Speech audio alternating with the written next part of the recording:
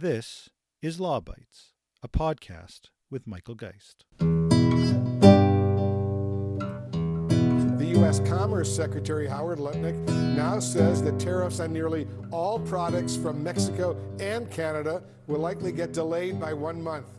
President Trump could make that announcement later today, but as of now, those 25% tariffs are still in place, and it comes a day after the White House said it's granting a 1-month exemption on any autos coming into the country. The craziness of the Trump administration relationship with Canada was on full display this past week, as seemingly every day involved some form of policy change on tariffs. First on, then slightly delayed for some goods, then slightly delayed for more goods, and by week's end, threats of new tariffs. And that's just tariffs. There are reports of reconsidering centuries-old border treaties, disputes over fentanyl, tax policy, and much more.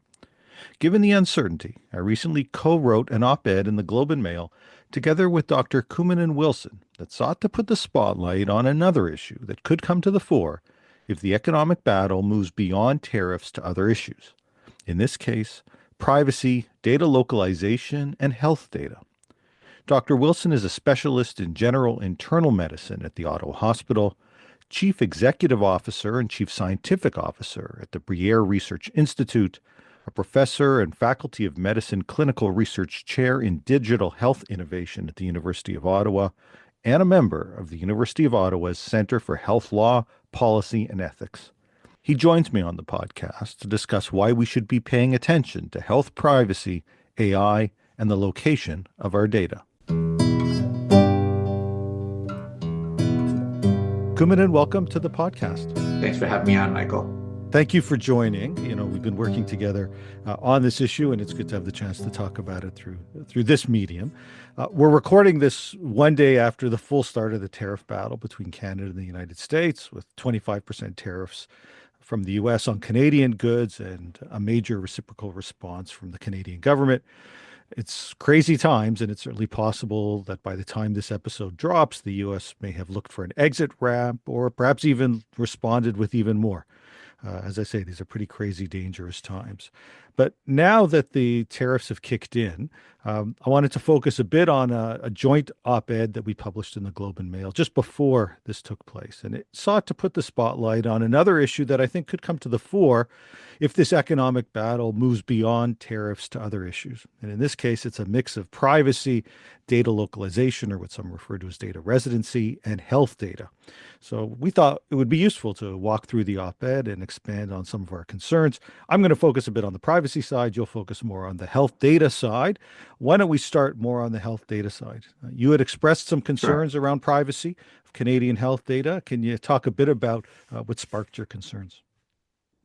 Thanks, Michael. Yeah, crazy times, and this is a bit of a wake-up call to us. So no matter what happens with the tariffs, this issue still exists. So, amongst my many hats, one is I was a co-founder of a health technology company called Can Immunize that helps Canadians manage their immunization data. And we created the first app, I think around 2011, 2012, after H1N1. We built it at the Ottawa Hospital at the time. And then as a second phase of funding, we proposed to put it on the cloud, put the data on the cloud.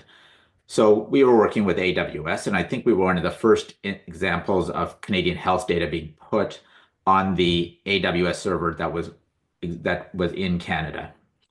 And they actually wrote a case study about it. And at that time, I became familiar with this issue of the USA Patriot Act and why this data residency or data localization was so important, that our health data was potentially accessible for national security reasons by the US. And this, of course, subsequently resided as the threat of terrorism resided. But now the issue is back at the forefront. And over this time period, I'd heard some mixed opinions of whether data localization in and of itself would provide us that protection. It sort of didn't seem to make a lot of sense to me. It's just because it's on another territory, still an American company that hosts the data.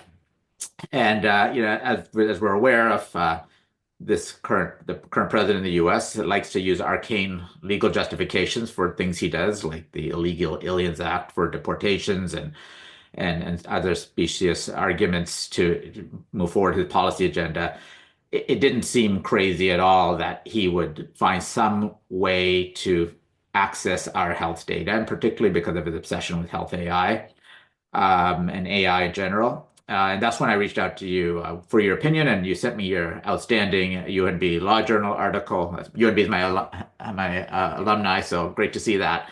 And I shared that in some of my circles, and it obviously caused some concerns. Okay, interesting. It's always nice when a more than 20-year-old article remains relevant. Doesn't happen very often, at least in my world. Um, that's a good start to explain what brought you to this issue. And it's interesting that you've had some background specifically around data in the cloud. But I think the system for a lot of Canadians is pretty invisible. You know, you go to a physician or you go to a lab or whatever it happens to be. They know that some data is being collected, but I think, don't have a strong sense of what's actually happening. Can you peel back the curtain a little bit about what does happen with our health data? Yeah, again, the unfortunate situation here, we have outsourced a lot of our healthcare to the US. The argument was always, the line was you never get fired for, hiring IBM. That's Canadian healthcare is driven by risk aversion. So going with big US corporations, which often have good solutions, with a risk averse approach, even though they may be substantially more expensive. But it basically took away the Canadian economy, the ability for Canadian companies to succeed here. So we have our healthcare EMR, just an electronic medical record system, for hospitals is dominated by two, maybe three vendors. So Epic is the behemoth in the space. They're privately owned. Cerner with Oracle is the other major vendor, and Meditech is also involved. And so I think all of Alberta's EMR systems are on Epic for hospitals, and Nova Scotia is going fully to Cerner. But they're all American. And then where does most, if not all, of our cloud data reside? On three major US cloud services, Microsoft Azure, Google Cloud, and AWS, Amazon AWS. So either way, even if we had a Canadian company manage the data, it's going to likely be hosted on a US cloud service. I think health sovereignty, health data sovereignty needs to rise up in importance as we move forward through all of this. Okay, that helps explain who has the data. Can you also explain a little bit why this is important, or why health data in particular is so important at this time? Yeah, I think on a positive note, we're at a bit of an inflection point in technological progress, thanks largely again to Canadians, so we're not benefiting. Geoffrey Hinton won the Nobel Prize for generative AI, Canadian, and we are world leaders in generative AI and AI. But in order to create AI algorithms, you need great data, and we are uniquely positioned in Canada to lead health AI algorithm development because we have one of the few population-based public health systems. So we have truly representative data for our entire population, which is invaluable for developing these algorithms. Now, unfortunately, it's challenging for private corporations in Canada to use our health data for commercial purposes, and I understand why. They're privacy protections, but the economy that are dictating this otherwise. So 1 in 4 VC dollars in healthcare are now going to health AI. And we know Trump is obsessed with AI, and one of his first announcements was Oracle and OpenAI supporting health AI algorithm development for mRNA therapeutics. I think it's inevitable they will be trying to access whatever data that's available to develop these algorithms for commercial purposes. And our data is particularly rich. So, I don't think this is a stretch. It's just we have this bizarre situation where Canadians may not be able to use our own health data, but the US is using our health data. That is an odd situation to find ourselves in, and it highlights why there might be some real value here, and why potentially this is an issue that could escalate over time. Maybe it's worth having me jump in to talk a little bit about the privacy side, having now explained why this data in particular is so important. You talked about how there are limits to how Canadians can actually use this data, but there are even further limits or issues that arise on the privacy side. So let me just unpack that a little bit. Certainly, many of the listeners to this podcast will be familiar with PIPEDA, the private sector privacy law. It was potentially going to be updated as part of the government's effort to update privacy laws in Bill C-27, but that bill has now died. We've got a number of provinces that have also developed health privacy laws, so more narrowly targeted specifically on health. But the question as to whether or not you also need to consider the potential to limit essentially permitting data to exit the jurisdiction. Should you require that data remain here? And we can get into the question of who, even if it is here, who controls it. But should we limit that ability for data to go elsewhere? Dates back in some ways to that article that you talked about more than 20 years ago. And in fact, it was a case out of British Columbia involving health data that put this issue on the map for a period of time. And it involved an effort by the BC government to outsource management of some of its health data. They put that issue those services up for tender. It became clear that there were only two companies that were going to bid for it. Both were U.S. based. And so at that time it was an era of the USA Patriot Act post 9/11. There were questions about the risk to the Canadian health data if it was going to be outsourced from a very large province to a U.S. based entity. Now, it was the union that was going to be affected that raised it, so there was some amount of self-interest here. But I think the issue did capture some attention. And in some ways, we were a little bit ahead of the game because in the years that followed, there were a growing number of countries that began to focus on this issue of should you require data to remain within the jurisdiction, this data residency requirement, or what's sometimes referred to as data localization.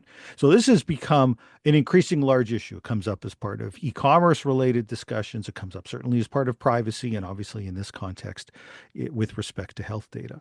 And I guess the end response to understand, well, where does the law sit, is by and large, Canadian law does not restrict the ability for data to go anywhere. In fact, one of the core principles of Canadian privacy law is what's known as the accountability principle, which means that whoever collects the data is responsible for it.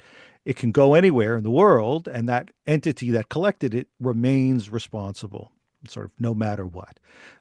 This question then comes up, should we go further and seek to limit the disclosure of data outside the jurisdiction? And in the aftermath of the BC case, we did have a number of provinces start saying, well, you know what, if we've got certain data that is particularly sensitive, and health data, of course, really qualify in that regard, then there ought to be some limitations. And even the federal government's efforts to move to the cloud recognize that for certain kinds of data, it made sense to keep it local, the perspective being that it would be far easier or far more effective to have the Canadian Privacy Commissioner, the Provincial Privacy Commissioner in the case of BC, be able to assert their jurisdiction and apply their local laws to ensure that it had an appropriate level of privacy protection.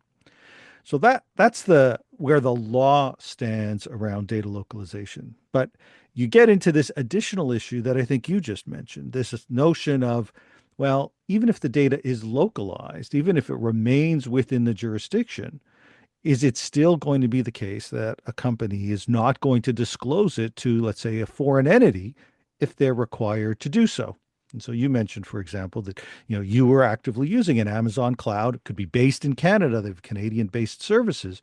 But if push came to shove, if they were pressured to actually move forward, would they actually keep that data secret and not disclose it if mandated to do so? And that's that question of, if you have an entity that has essentially control over the data in some capacity, because it's been uploaded, it's on their servers or what have you, and they find themselves, I guess, between the proverbial rock and a hard place. On the one hand, they've got some domestic laws and perhaps their contracts that say you can't disclose. On the other hand, they've got another entity saying that you must disclose.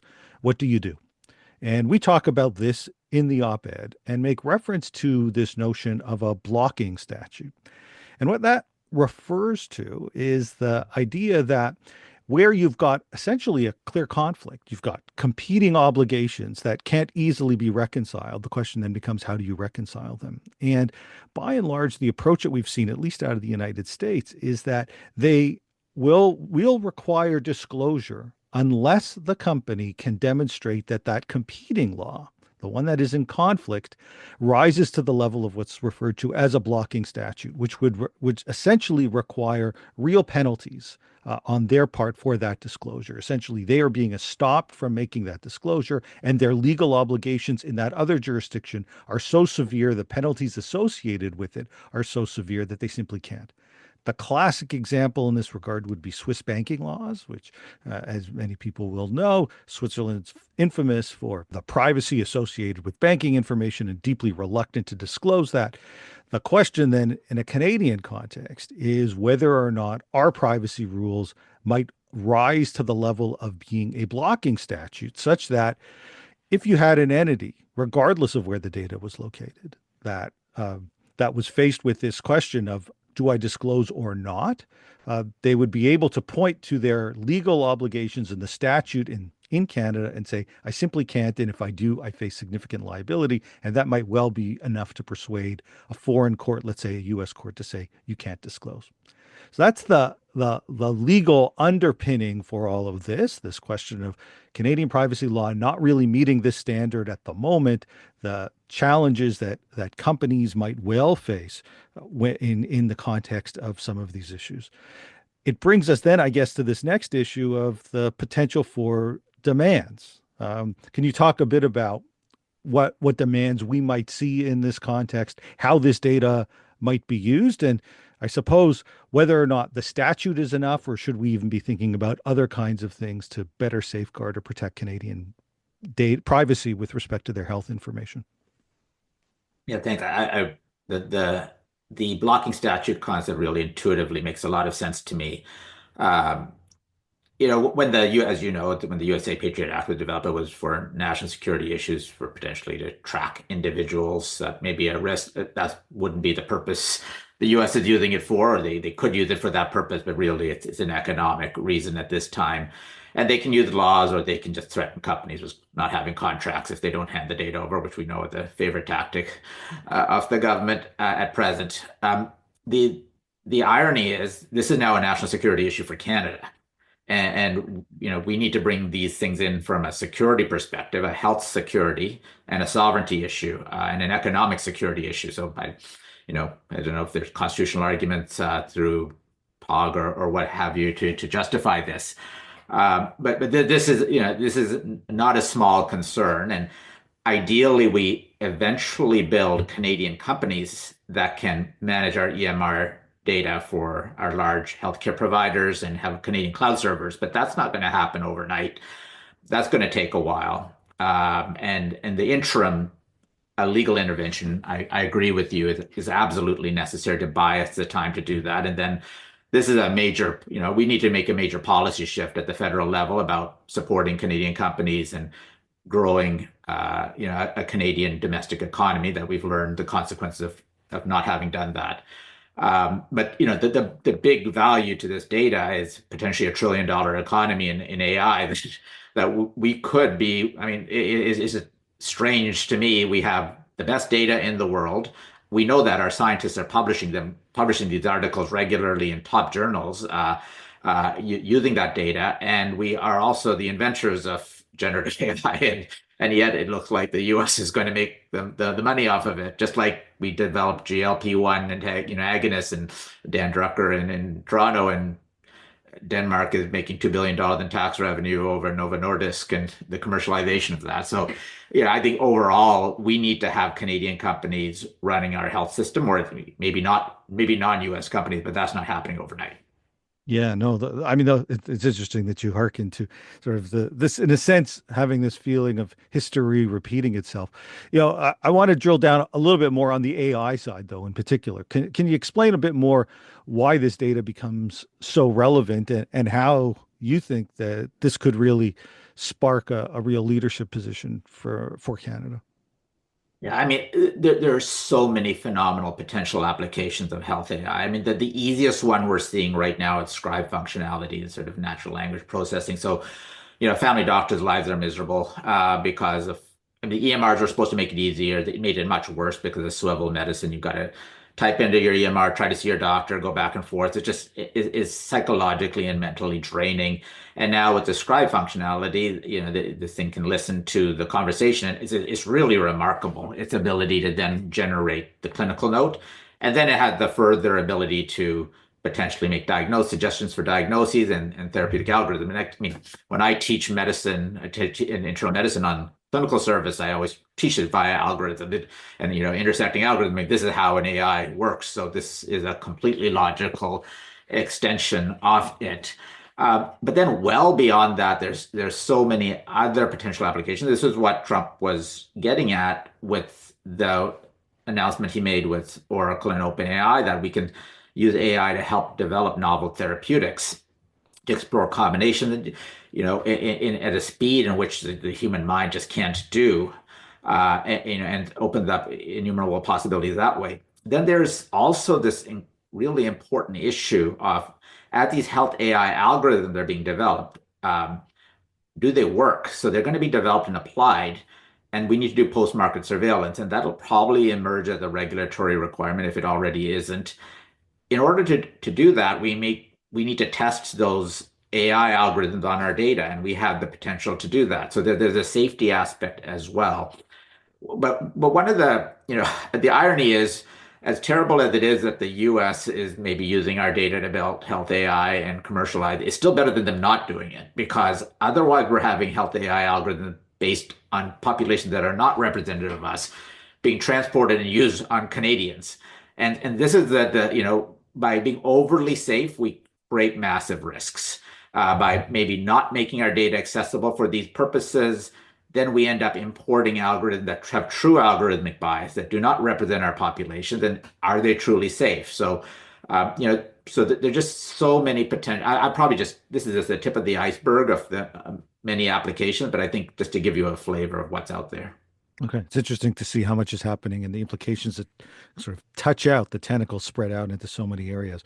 Why don't we close with this? In the days after our op-ed appeared in the Globe and Mail, I certainly had quite a significant amount of outreach from people in the privacy community.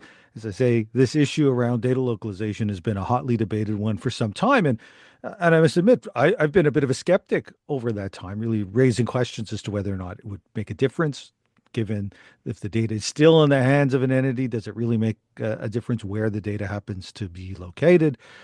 Questions about whether or not our attention is better focused on ensuring we've got effective domestic privacy rules, and questions about the limitations or the negative effects that data localization can have for a data-driven economy. But that said, these are different times, to be sure, and some of the risks require a re-examination of some of these issues, which is why I was so happy that we went ahead and produced the piece. And so I think there's talk certainly in the legal community is, what are the implications of this sort of new world from a privacy perspective? I also wanted to close with what you've been hearing. How is the medical community, the healthcare community, responding to some of these issues? Is this a matter that is managed to capture much attention yet, or are we still at the stage of people needing to wake up a little bit and take more seriously some of the questions about the data they collect and who has control over it and some of the risks associated with that? Yeah, I think there are two aspects to that question. So I think up until now, people felt secure in both the combination of encryption and data localization, and they felt that was good. And with a normal, regime in the U.S., they're probably correct on that. But we don't live in those times, and it's not a hyperbole to say we are at a war in some form. It's a trade war, but you heard comments yesterday as Trump was addressing Congress. There is an intention to economically cripple us and make us weak. So this is this is now resurfacing as an issue, and I think people are aware in the healthcare community that this is now a major concern. We just heard Ford say no more contracts to U.S. companies, including that would likely mean health tech sector as well. So I think this is a wake-up call to all of us. We need to take the necessary measures. Some are longer term, some are shorter term. I think your idea of the blocking statute is a logical early step that I would hope that is adopted and provides us with some assurance. And then, of course, we definitely need to move forward with the more definitive measures. And I hope at the same time people start to realize that we need to make this data available, more easily accessible in general in Canada. It's not just to prevent the Americans from using it. We need to be able to use it because we do benefit when they use it, like I said, because it makes care better. But we just, and there have been for 30 years talks and discussions on this, and it's just got to end. And we need to address this and make our data available. It's invaluable. It's a resource. It can grow our economy, can make healthcare better.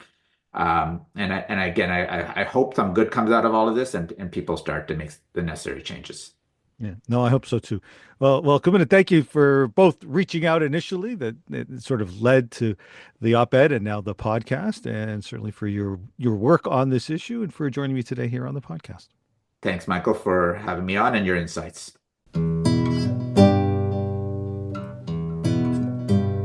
That's the Law Bytes podcast for this week. If you have comments, suggestions, or other feedback, write to lawbytes@pobox.com. That's LAWBYTES @POBox.com.